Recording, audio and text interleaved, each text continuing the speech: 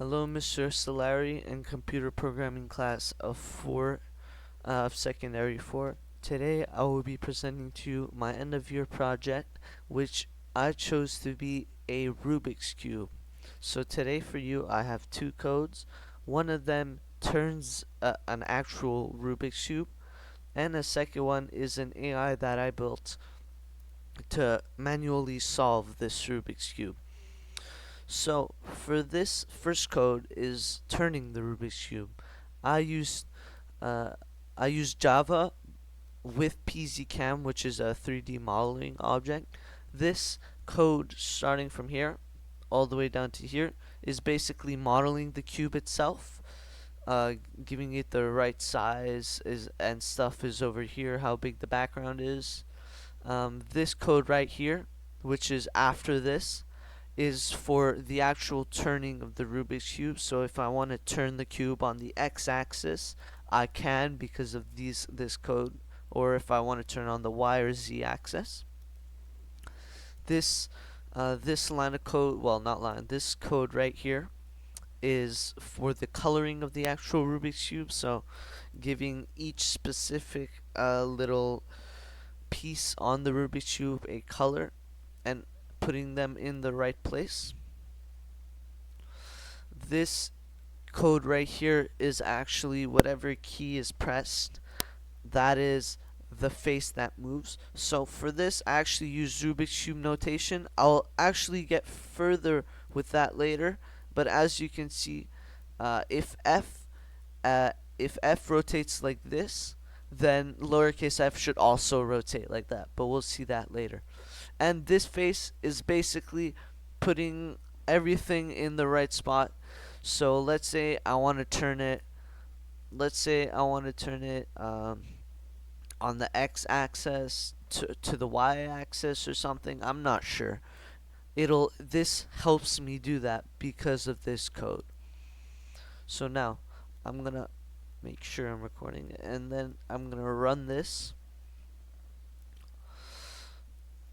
So this, as you can see, it's a pretty good representation of the Rubik's Cube.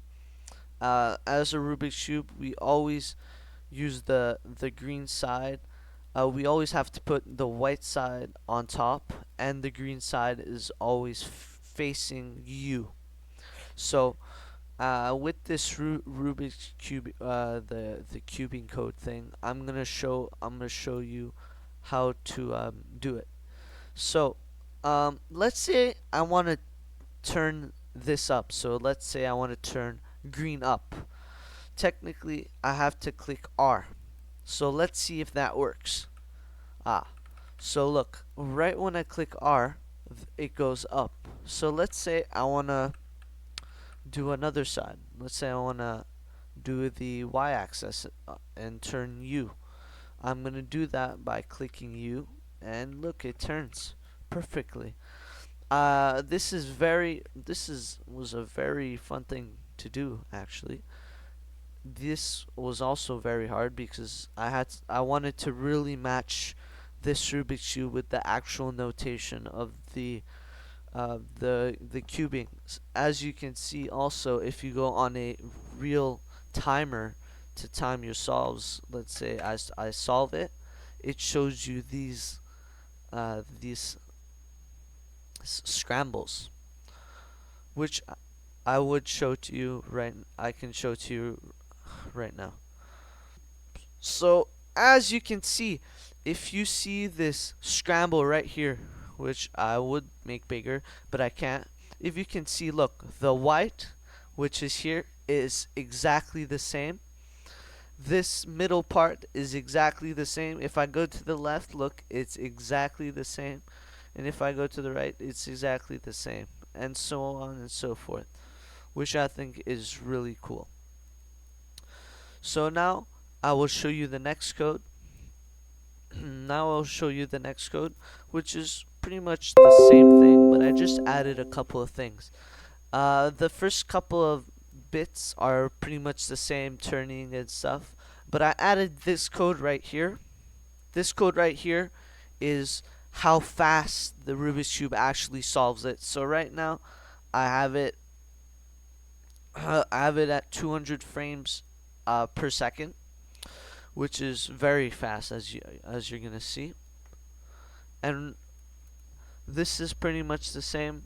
This is the only thing that changed. So right when I click spacebar, as you can see from this code, this is gonna go forwards until it reaches the endpoint, and then it's gonna turn backwards. It's gonna do the code backwards. So whatever algorithm it chooses, it does it once, and then it does it backwards to eventually solve the actual Rubik's Cube. And this is pretty much the same. So let's see it. So let me just turn the Rubik's Cube. So right when I click spacebar, I'm gonna click it, and it's gonna solve by itself. It's gonna do an algorithm. Oh, look at that. That's as you can see, it fully solved itself. I could also do it again. I could also do it again if I restart this. It actually does a new algorithm every single time. So I'm gonna do that.